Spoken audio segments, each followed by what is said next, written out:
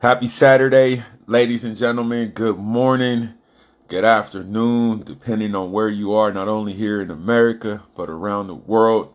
Thank you for tuning in. This is another wonderful episode, or it's going to be another wonderful episode of 12 Faces of Sober Speaks podcast. This is episode number 63. Um, before we jump into, oh, that's the homie. What's going on, Kim? I went to school with her, junior high, I believe it was. Junior high and a portion of high school. So big shouts out to San Diego. Um, like I said, Danielle, she's been sober since February 10th of 2018. I've been following her probably, I'd say, since roughly about June or July. And let me tell you, she has great content, and I'm definitely honored that she's going to come on and share her story on her road to recovery. Before we do that, I still have a book out there, 12 Faces of Sober. You can go on Amazon. All you got to do is type in 12 Faces of Sober, as well as you can get it on my website, 12facessober.com. I just added some new merch on there. It's a picture of just my face with, of course, the San Diego hat. And I have it on hoodies, sweatshirts, and I would say t-shirts and long sleeves. So there's a whole lot of stuff to get. Thank you, Kim. I really do appreciate it. Um, yeah, welcome for those that's tuning in. What's going on, Jim? That's my brother from the Army. So, hey, if you guys are watching football today or cleaning up the house, instead of turning on music, just put this podcast on your Bluetooth.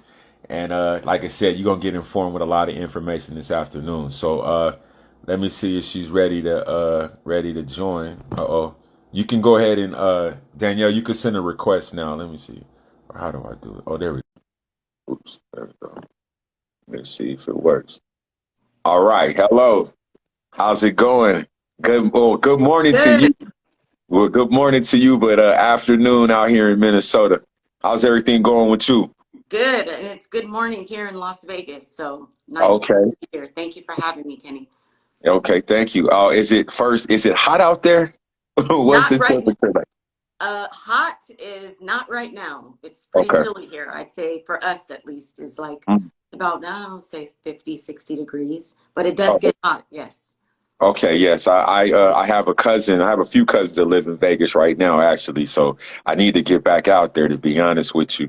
But welcome to 12 Faces Sober Speaks podcast. What I want you to do is, go ahead and, share, let us know where you're from, background on yourself, and then we'll just go ahead and jump right into the interview. Awesome. So you mentioned San Diego when you started here. So I'm happy to say that I was born in San Diego, California. So Really? yes, yes. Oh I was my. born in San Diego. My father's side of the family is from San Diego, and I grew up actually in a small valley in the valley, I would call it, 30 minutes outside of LA in West Covina. So Okay. I graduated from West Covina High School, but where I call home would be San Diego. It's one of my favorite places, and definitely lots Oh, of man. memories with my grandparents and whatnot on that side of the family. So That's a small world. I did not know that. That yeah, is now you official now. You know what I'm saying? You official now. Yeah, that's right, bro. I grew up in San Diego. I mean, I'm sorry. I grew up in Paradise Hills and in National City, which is kind of Nice. like the South Bay and stuff like that. Yeah, but I left in 2000, but I still rep the city. I can't Yeah, I can't I let it do go. too. My grandparents were right in Lemon Grove, Okay. so on Imperial and 69th Street. Ooh, So yeah, my I know. memories are over there. Yes. Okay, big shots out to the 619. Yeah. So so why don't you tell us, did was alcohol and drugs present in the home as you were growing up? So good question. So um, I'm the oldest of five siblings. When my parents were married, there was four of us, so I'm the oldest.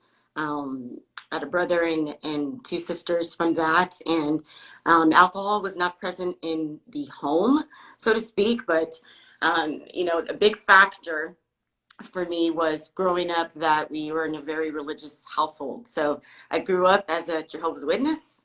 My parents were divorced when I was 7, And my mother, you know, she remarried shortly after that, and I was raised by my stepdad.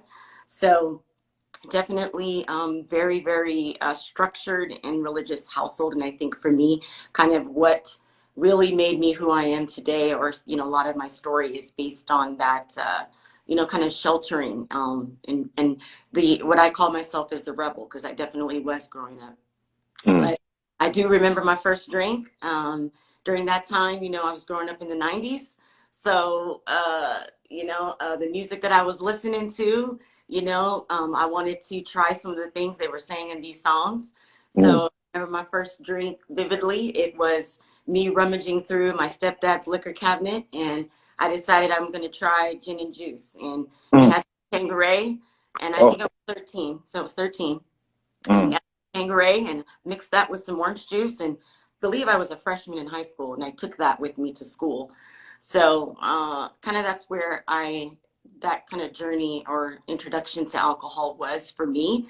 And I would say that it started off in my story with alcohol by myself, Mm. and the end of my story with alcohol by myself. So kind of interesting how that played out.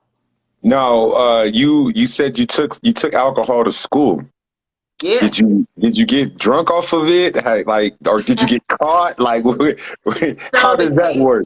the taste definitely was not what I was picturing. But Mhm. I would say after maybe, you know, half of drinking half of it in the thermos that I took it in, you know, yeah, got that little buzz feeling, that feeling of ooh. And then it made me feel alive. And Mm. when I took it to school and shared with my friends and told them what I did, I kind of felt like that sense of belonging, if that makes any sense. Being so sheltered in how we grew up was, you know, I couldn't really be myself or didn't really feel like I belonged. So Mm. taking that with me to school made me feel like, you know, the popular girl, right?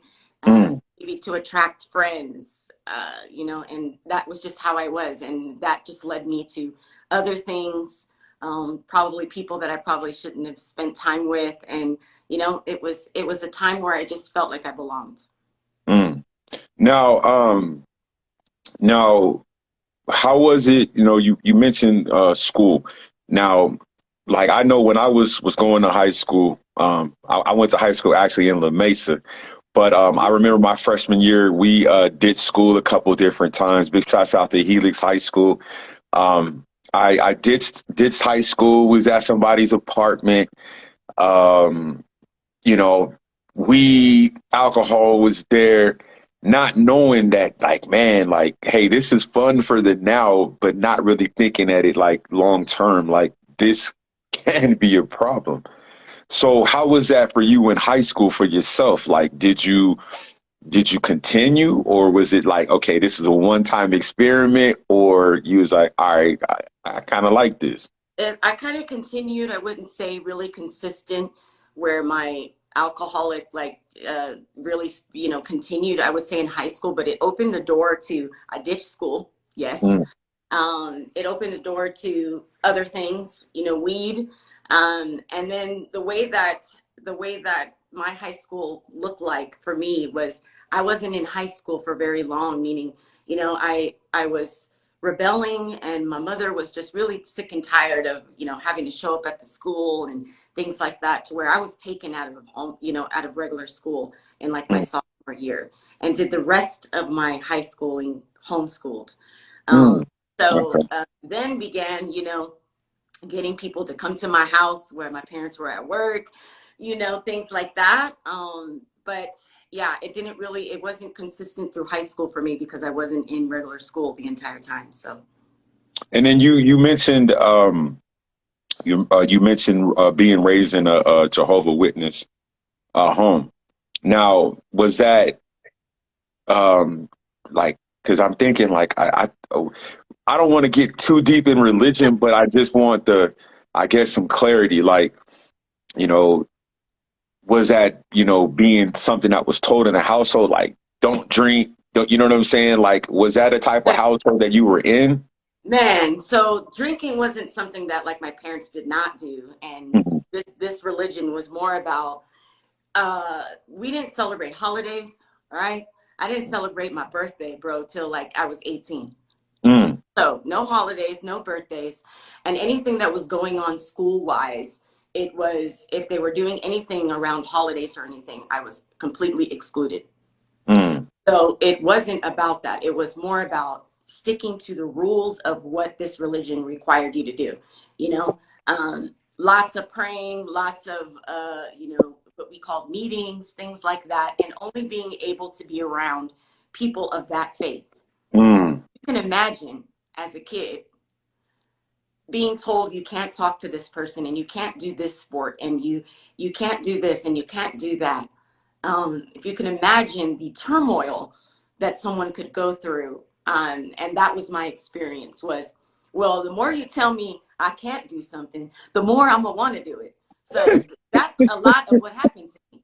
So a lot of Right. things moved very fast for me, and I wanted to chase everything they told me I couldn't do. Mm. And Okay. that's where, I feel like my road to alcoholism and experimenting with other drugs that are kind of sprinkled throughout my story, was I never got to be myself. I never could figure out who I was, what I wanted to do, because I was told no so Mm, much in life, in that early part of life, which I feel like is so important. That, where I tell a lot of people today that that inner child, I had to learn late in life how to love that inner child that I missed out on growing up. And that is a lot about my story, is, how do you go back and comfort that girl, you know? mm.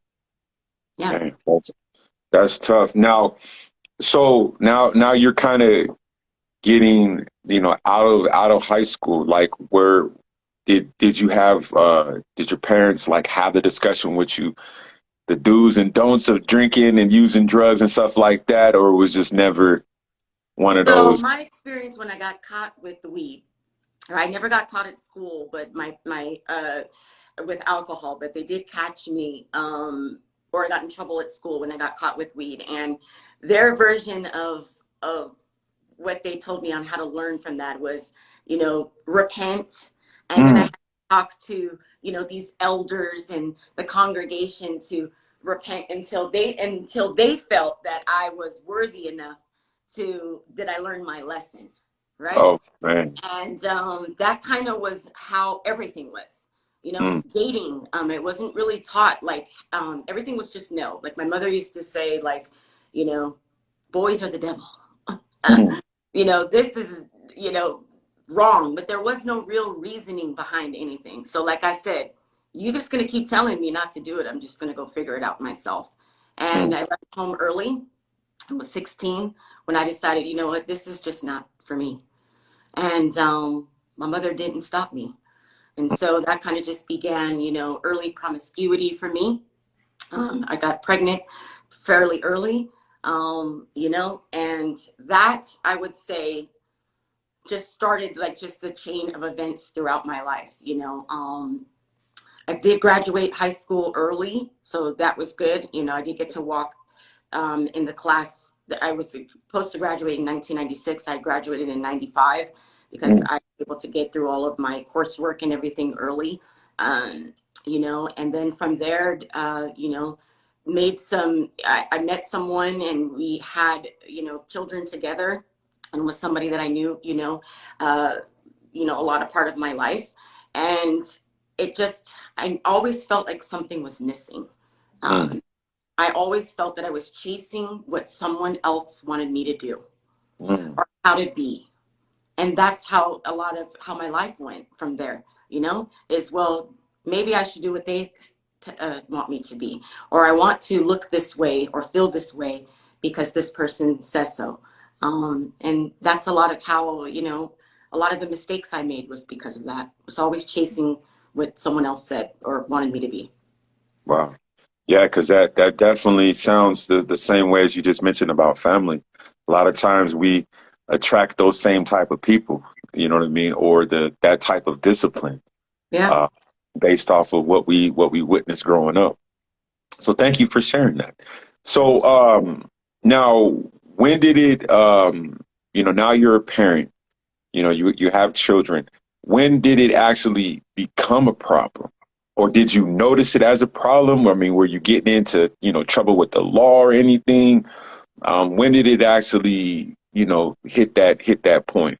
So, as I was married, the father of my children, there was a lot of things going on during that time where um, alcohol was always present, but I had problems with like pill popping, right? Mm, I was in a okay. car accident, and then you abused that. Then I had a run with meth, right? And meth was like my problem. And I was never faced with, I had one DUI in my life. And that DUI that I got was something really on a technicality. Mm, And but I think for me it was alcohol was always present. And I find that what really, really turned things around for me, where I knew that I had a problem, because, my ex-husband would say, well, yeah, you have a problem, or I had a problem with this. And, I had, a couple of times where my family, found things, my meth pipe and little things like that, that wasn't really big. But what really was big for me, where all of the I'm somebody who has addictive personality, all right, addictive behavior. Anything I touch, I'm gonna abuse. Don't matter what it is, I'm gonna abuse it, right? But I would stop all these other things, pills, meth, and all of that. But alcohol was the only thing I could not stop. mm, And the turning point for me was I'll never forget the day. Was November of 2014. I'll never mm, forget it. Is what sparked my relationship with alcohol till the end of 2018, where I drank every single day, every mm, single. Something happened with me. I went through a very bad relationship with a woman who literally, ended up being someone who she wasn't, and I lost everything. And from that point forward, sleeping on my friends' couches with my kid, that for me was the downward spiral, where I went into this very dark hole, mm, where what I mentioned earlier is that my relationship with alcohol was just with me and the bottle. It mm. was socially. It wasn't, let's go party. Partying was a lot for me, but in that course of those 4 years, it was more so me and the bottle. We had Mm. this very toxic relationship. And I'll never forget it. November, every day, morning, I couldn't get up without having 3 shots of vodka. Vodka was my drink of choice. And that was just to get out of the bed. And then, Mm. I decided I'm gonna be bold with shit, and I'm just gonna drink at the job. So, had a crappy job during that time that I knew that I could get away with it. I knew I was way more qualified for that job, but it was easy, Mm. and I would be bold and put vodka in my water bottle and sit there and drink it while I was working. Mm. And Yeah. yeah, it became really bad to where functioning for me, in order to function, I had to have that in my system for 24 hours. If there was, it would start to cause me sickness if I go If you about an didn't, hour, if an you didn't hour drink. with nothing. Oh, it started. I got the shakes. I got the anxiety. I got the cold sweats. I mean, I had to drink all day long in order to function. Hearing you say that, that's exactly how I was. And what year was it? 2015, when I got out the army, literally like a week after, I pretty much drank all of August of 2015, dang near all the way up until when I got sober November of 2016. Yeah. Like, right. So when you said that, it was just like, man, you're right. And see, and that's the thing. A lot of us, we don't think nobody else is doing that. You thinking like it's only me. I'm the only person. But to hear somebody else say, "Okay, I drunk a couple years straight," that's how it was. But now during that time, did you feel like, okay, this is something traumatic that happened in your life? Did you think like, okay, maybe I should go seek therapy? Maybe, you know what I'm saying? Maybe I should go and talk about these problems. You said you experienced homelessness, stuff like that. Because I know that there was a certain period in my life that excuse me, I was like, I don't want no therapy. So I guess that's the question for you is that, did you have to, at least in the early stages, No, you know what my therapy was? And more if drinking? any of my friends are watching who had to deal with me and this problem, they were my therapy. I know Mm, they got really tired of listening to me repeat over and over, poor me, poor me. I mean, I regurgitated everything, but to answer your question, no, I did not feel, especially in those early stages, that maybe I should seek help. mm, Um, and there were times where I just felt, okay, I'm just getting this out of my system. I'm just temporarily coping. mm, Oh, it's not that bad, right? Or I deserve to drown in my woes with this bottle because of mm, what I've been through, right? mm, And there was no therapy or anything like that that I felt called to do. And I think my friends, I put a lot of burdens on them. My family, I put a lot of burdens on them. They tried to intervene many mm. times. Okay. And I just would keep going and I would lie and I would cover up, or I would say, oh, guess what? I haven't drank that much in the last 3 days. Go to an event and I'd get myself blasted before I came to this event. Didn't drink during the time of the event just to show them, look, I'm not drinking. Look, I got it under control. They knew the whole time I was full of it, you know? And I didn't learn that till later, obviously, when I Okay. got sober, making amends and learning about, the wreckage that I caused was more about, the lies that I thought that people believed me, you know? Mm, Yeah. okay. And so when you now it sounds like you had that. You said how many? You said it was 2 years or 3 years straight you was drinking. 4 years. Oh, 4 years. Okay. So now during that time, did you like develop any health issues? Because if you're punishing your body with alcohol, because I know that I was, and I ended up in the hospital after drinking like that for a year. So did you end up developing any health issues in the process? Good question. No, but I did experience physical pain, and I'll explain. And I'm pretty sure that a lot of people watching maybe have experienced these physical pains that I had, where I would have extreme pains in my legs, and the way I could describe the pain would be like knives, stabbing me in my legs. And Mm, this pain was so crucial, like it was extremely painful to have to deal with these pains that I would go through in my legs. Never went to the doctor, never went to the hospital, by the grace of God. Even after when I stopped, I don't know how my kidneys and liver were okay. But I will say physically, you could if I look at even old pictures, even today, the sickness that you would see in my eyes, mm, the sickness that you would see, or just like in my skin, I knew I was not hydrated, but I had these physical pains that it literally, the pain would not go away until I drank half a bottle. mm, I kid you not. So yeah, I wasn't in the hospital, like I said, thank God, or anything like that. But the physical pains that I had, the shakes that I had, where those shakes didn't even go away when I stopped drinking for at least 6 months.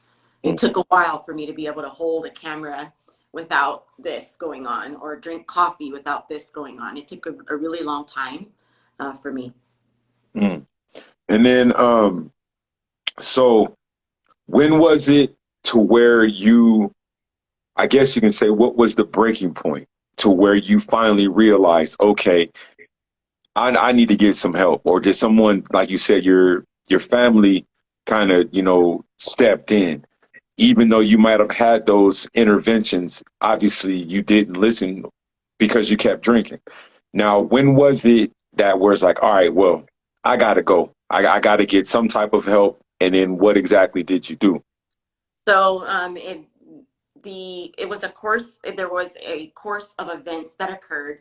Um, I would say starting in the latter part of January of 2018, and part of this I didn't know until when I got sober, was that my bestest friends were planning an intervention behind my back to drag me to rehab.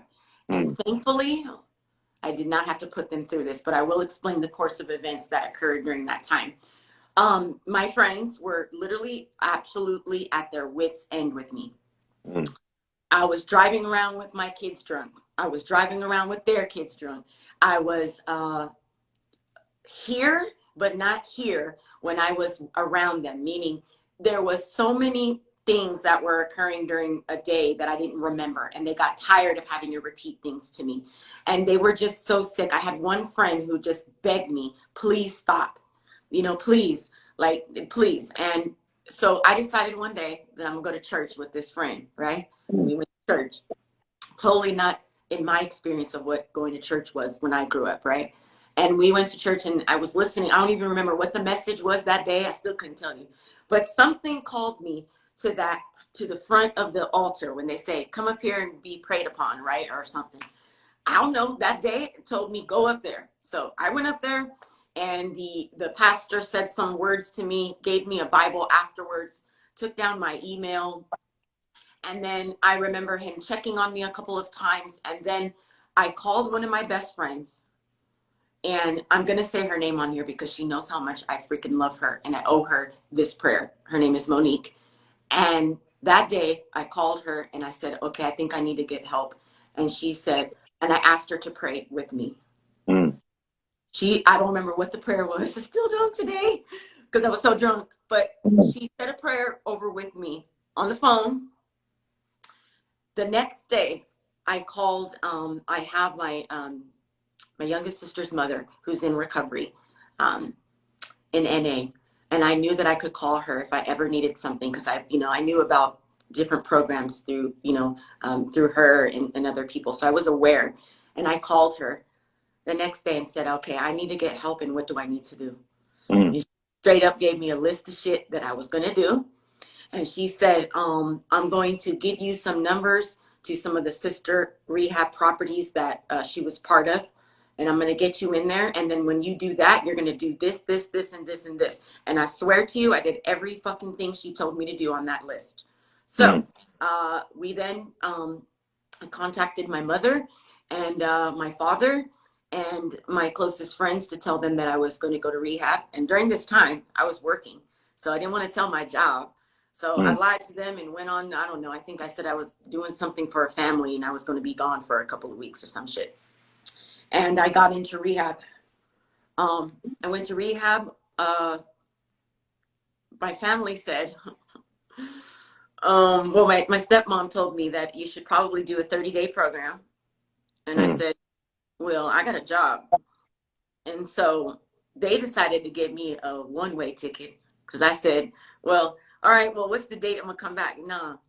I got a one-way ticket to rehab, and I went to Chandler, Arizona. And it was a Valley of Hope, I believe is the name of the rehab that I went to. And then I will remember that my stepmom told me that on the plane, on my way there, she told me to make sure that I drink as much as I get it all out your system now over those couple of days before I got on that plane. Be drunk. And I said, well, that would make no sense. You want me to be drunk to go to rehab? She said, nobody goes to rehab sober. So I'm like, okay, well, fuck it then. So on that plane, I had my last 2 drinks, and that was Tito's. I had some Tito minis, and the lady, I remember the stewardess asked me, she asked me, do you want to have some juice with this? I said, no. Want no juice with that? No. So I had took those 2 to the head, and on I went to rehab, and it was probably one of the best experiences that I ever had in my life. Yeah, when you said Chandler, Arizona, I'm very familiar. I used to live in Phoenix. That was one of the last cities. Well, yeah, the last city I lived in before. Well, I lived in a homeless shelter not too far from Chandler, probably like about 15 minutes. I used to live on the west side of Phoenix, like on 35th Avenue and Baseline. Okay. Not too far from Chandler, probably about 15, 20 minutes. But yeah, so when you said that, I was like, ooh, Chandler. I know there's a casino out there. See, I used to I used to do a lot of gambling before, before I got sober and stuff. But yeah, I did the same thing when I went to rehab this last time.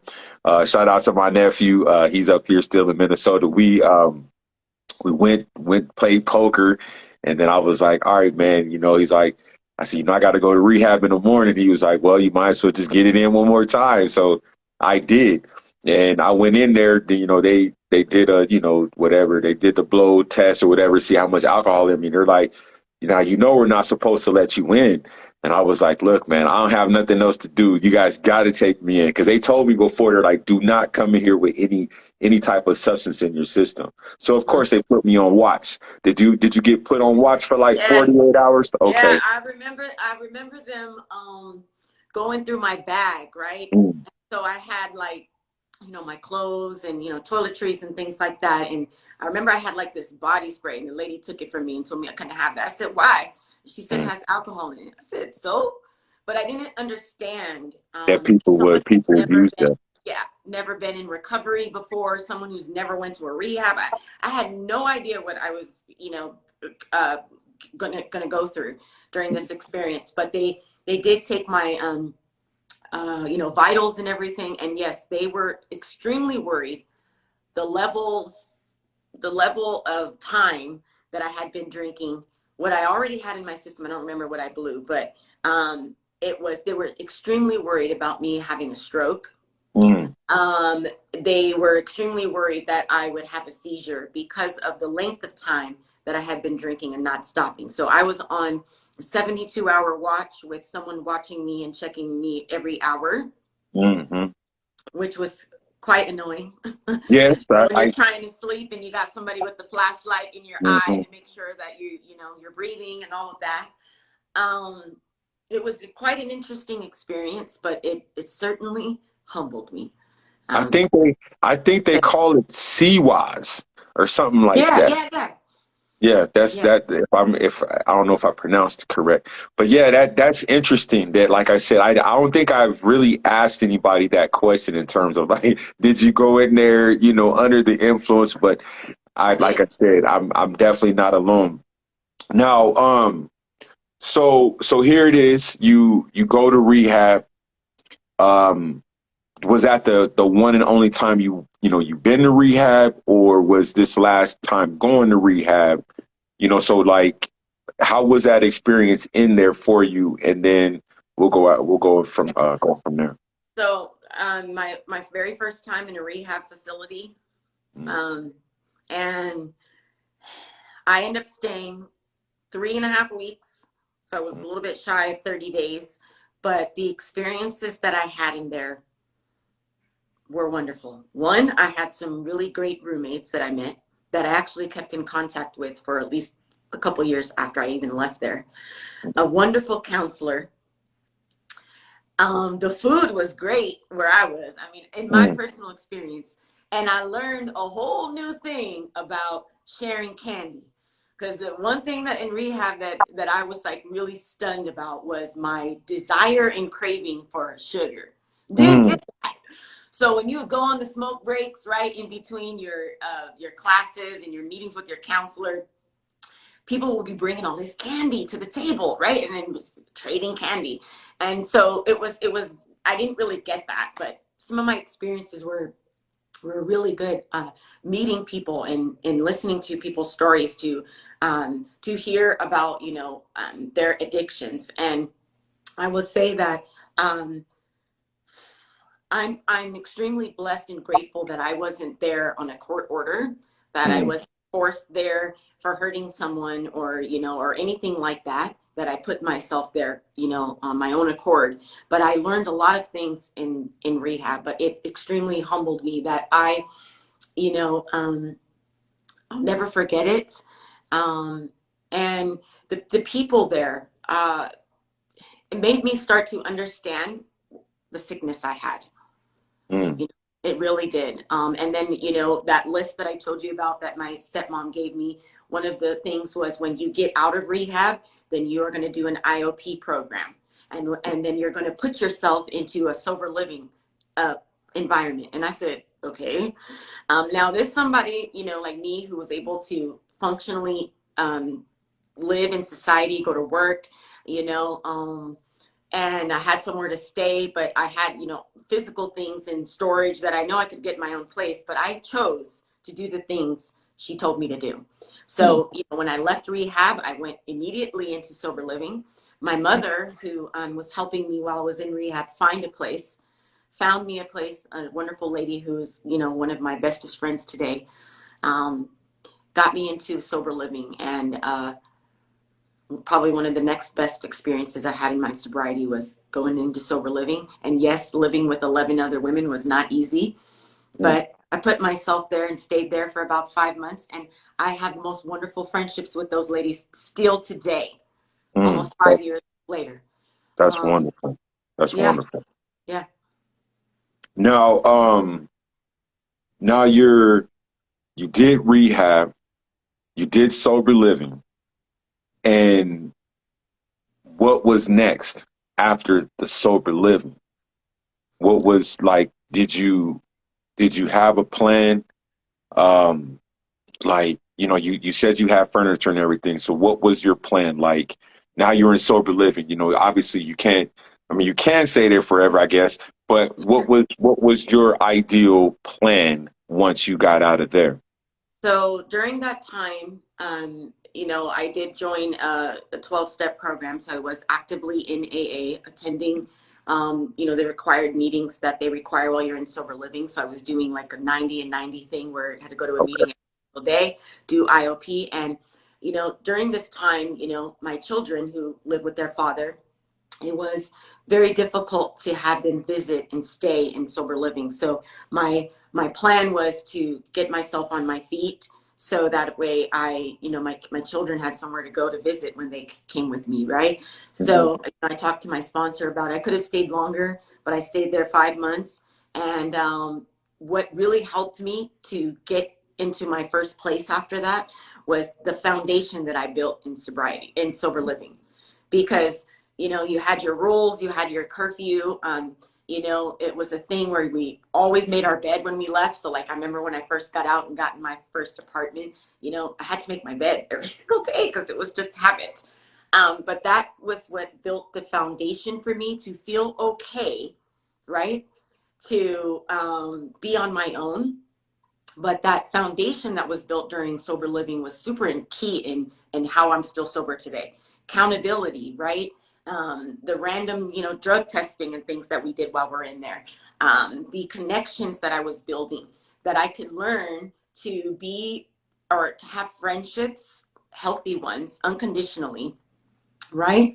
And work on myself to where I felt like I had enough built up to where I could be okay if I was on my own. And that's what happened for me. So I was able to get a place. Um, yeah, about 5 months after I was in, or excuse me, I was in sober living for about 5 months and then got my own place. And that sober living today is still meetings that I attend and go to every single week. I'll never forget where I came from. Okay.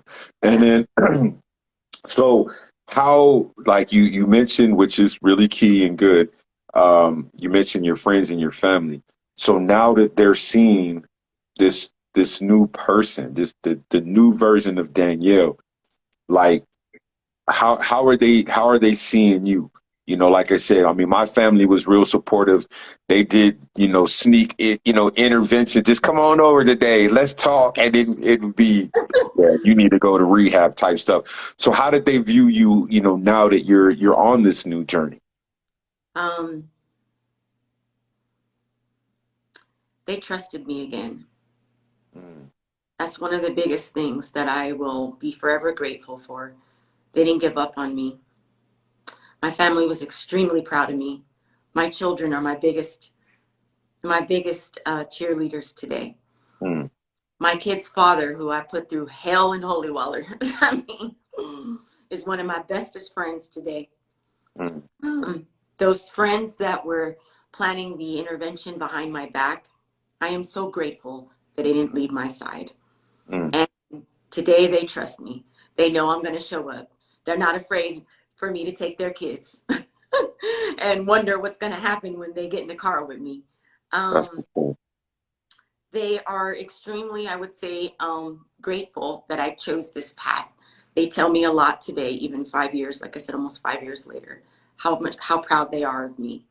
Um, and that means a lot to me. And when I did, making those amends was the lies, you know, all the things I put them through for them to be able to still be by my side after all of that, is something that I will forever cherish. And my parents who had my back, you know, um, I'll never forget that. It's like what I tell people today is like, it's going to be a living amends for those people I hurt. When they need me, I don't care what it is they ask me to do, I'm there. And they know that. That's part of a living amends today for I that. like, Yeah. I like that. Now, let's see. Now, what comes to mind when you hear the word affirmations? All right. So, sobriety and this journey really opened up for me a kind of a self-discovery and opened up my spirituality. So affirmations came a part of that, to where I like to um, keep myself in a positive mindset. And affirmations, when you are saying certain phrases or words on repeat, it's like a programming of your subconscious, right? And Mhm. it's something where it's, if you are repeating that, you have no other choice but to believe it. Mm. So for me, they're super important, a daily part of my day. I'm super big on feeling good and law of attraction and things like that. So affirmations are a big piece and they make me feel good, but it's more of a belief thing, to where if I'm repeating those words or phrases on a regular basis, like it's just something that's programming in my subconscious and how I lead my life. Mm. Now, let me see, because I wanted. There's another question, but I'm gonna keep on going with what I got on this paper. Mhm. Now, how does your spirituality keep you on this journey? I know, and before you answer that, I want to just make a statement. Um, I know that you grew up in a Jehovah's Witness background, and like you said, they it's like their form of punishment was, okay, you got to go through these counseling sessions, or these sessions before we determine whether or not you are healed. So that form of spirituality may have been one way, and how your spirituality is now today, being sober. So how is it today? I mean, you could have lost your faith altogether and said, "The heck with this. This is what's messed my life up potentially." But now you're sober. So how does the spirituality keep you on this journey? So the way that I look at what God looks like to me today is nothing like it looked like for me back then. I'll say that. Being told how to pray and who to pray and the name of the God and all of that stuff is what I was exposed to early on. When I came to get sober, I had developed a whole new relationship of what God and spirituality looked like. Real talk. Like that is where it really opened up for me. And today that looks totally different. Spirituality for me is a daily practice for me. It's part of who I am. It's how I connect. It's how I increased and trusted my intuition. And today my God looks different. I mean, it's like a spirit team that I have. I don't really have I'm not part of any type of religious background. It's more about the connection that I have, what I call like my higher power, and that looks different some days. Mhm. I believe in all of those things, and that's what helps guide me. And I don't think I would have found that. To be very honest with you, my spiritual journey did not begin until I got sober. Really, um, my connection and all of that, and what has developed there. Sobriety was just the beginning and the opening door to that. And I'm super grateful that sobriety's brought me to where I'm at today, because there's no way I would have searched within myself to discover myself. I mean, I was 40 when I got sober, you know, Mm. I have already lived most of my life and just started figuring things out. And that came from sobriety, from getting Mm. sober. Yeah. shoot, I was 37. I was like, man, I was like, and I'm looking back and I'm like, whoa, like this is what you did. It's Mhm. like a whole new life. You know what I Yeah. mean? And on a kick of beverages, are you a fan of non alcoholic drinks? I'm not really big into the AF or as fuck drinks. They don't trigger me in any type of way, and I'm kind of neutral when it comes to those things. If I have no problem today, I think the obsession or wanting to drink feelings left me years ago, and so I feel pretty comfortable to be around folks who drink. I still have family and friends who drink, and it doesn't really bother me, but there are times where maybe I will make something or have not, I wouldn't say or an ass fuck drink, but a drink that makes me feel like, I'm part of or something, but it's not really something that am really one way or another about. Okay. Now, what are some hobbies that you have picked up during your sober journey, if any? Writing. Okay. I My grandmother, who passed away in 2009, was a huge inspiration to me. She's the one that was in San Diego on 69th and Imperial. Mhm. But she had the gift of writing poetry, and writing has always been a part of me, even throughout my entire life.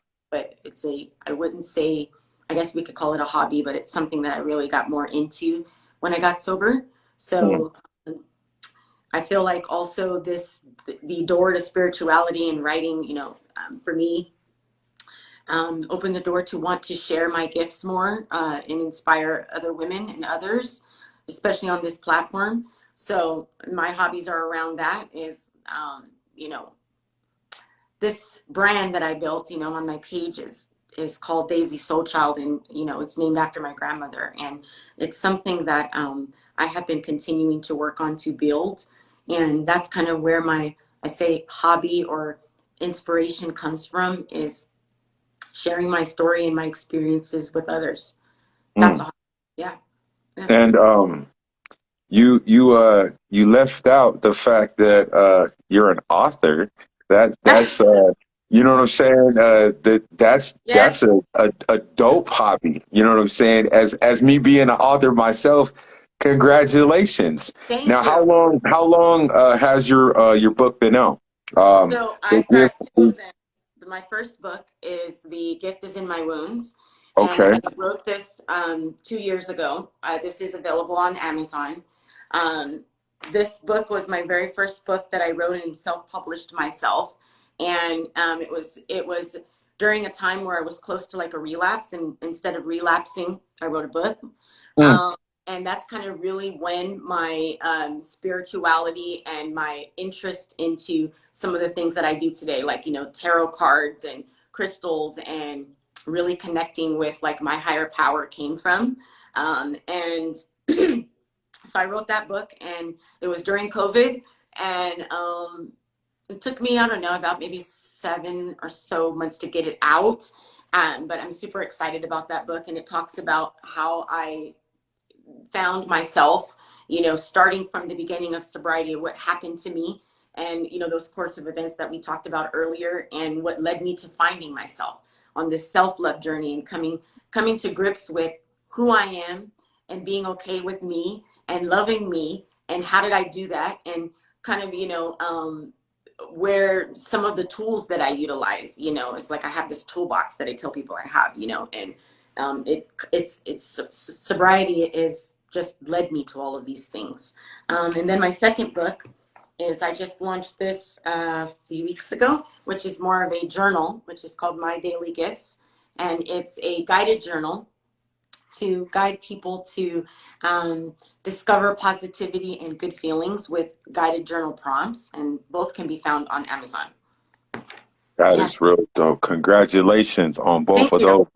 Being a sober published Black author. You know what I'm Thank you. saying? So that's real dope. I like that. And like I said, we'll all, make sure that you send me the links.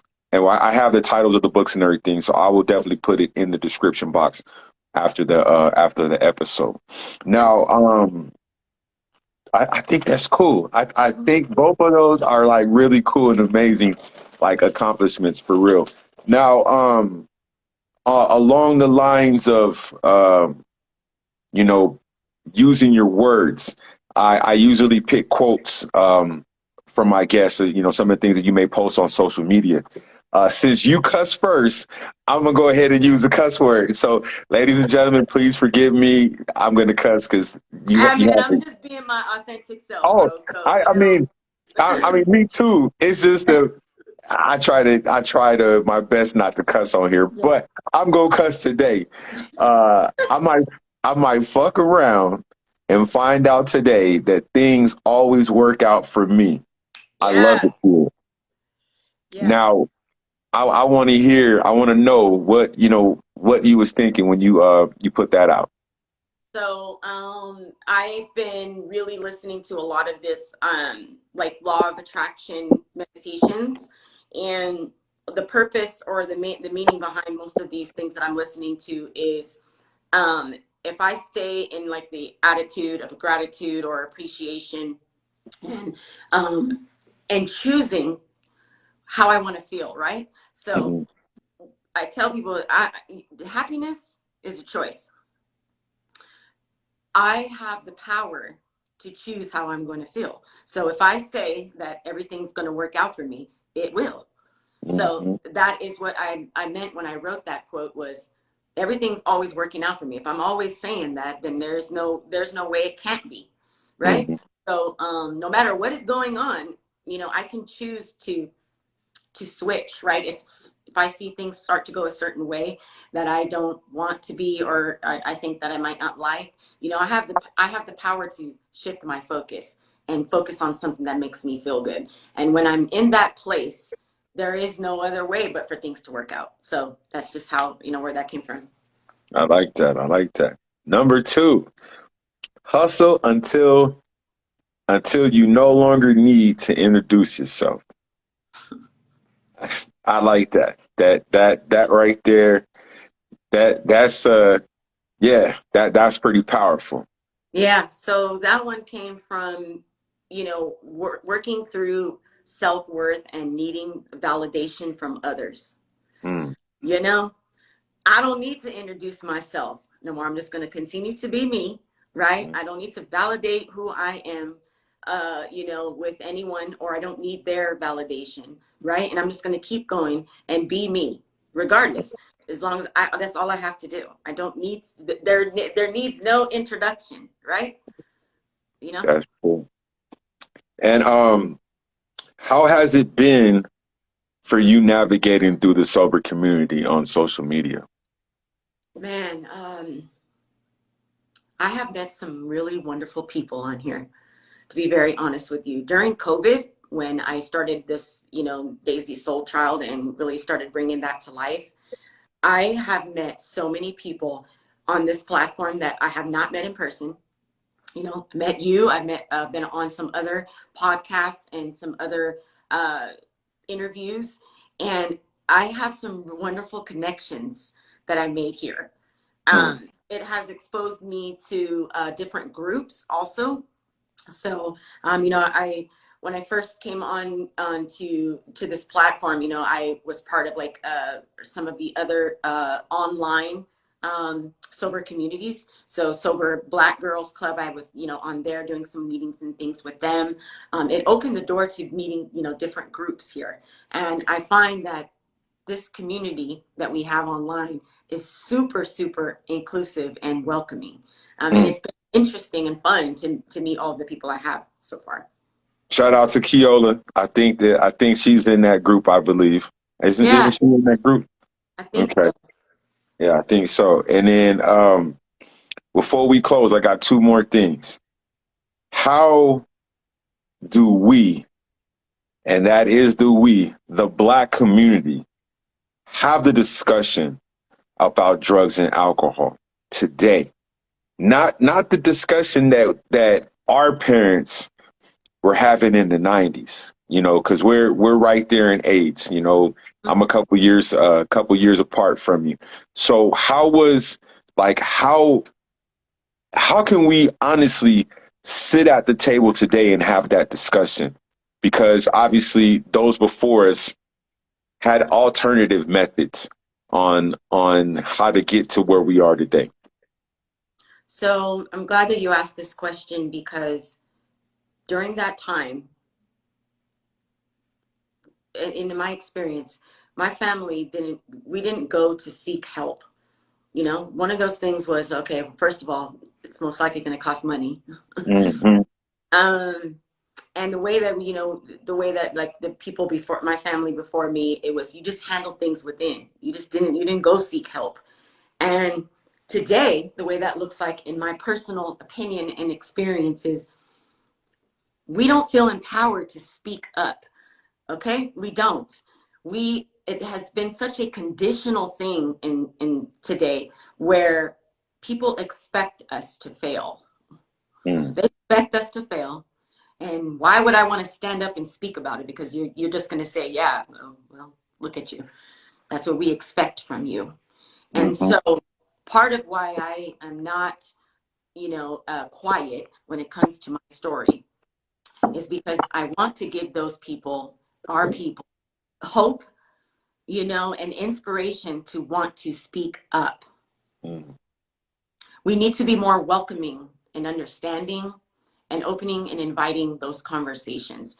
And the more that you keep doing what you're doing, and the more that I keep doing what I'm doing, there will be others who see that, wow, they look like me. They went through things like me. I'm okay, you know, and they're okay. And it's okay to speak up. That's how I honestly feel, is we need to be more welcoming and inviting, and to show others that it's okay to speak up. And we shouldn't be afraid of speaking up because of the color of our skin. You know, we just got to stop that. And I feel like the more that we continue to be a voice on these platforms, the more it gets out to those that need to hear it. I Yeah. love it. I love it.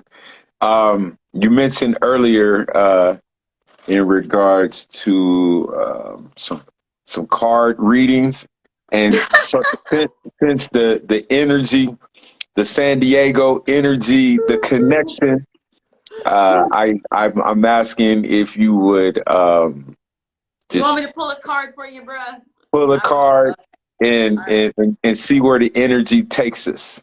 All right. So I'm going to pull a card. And since we have other people watching, I'm just going to see what we need to know collectively. All right. And it's from one of my favorite decks. And let's see what we got.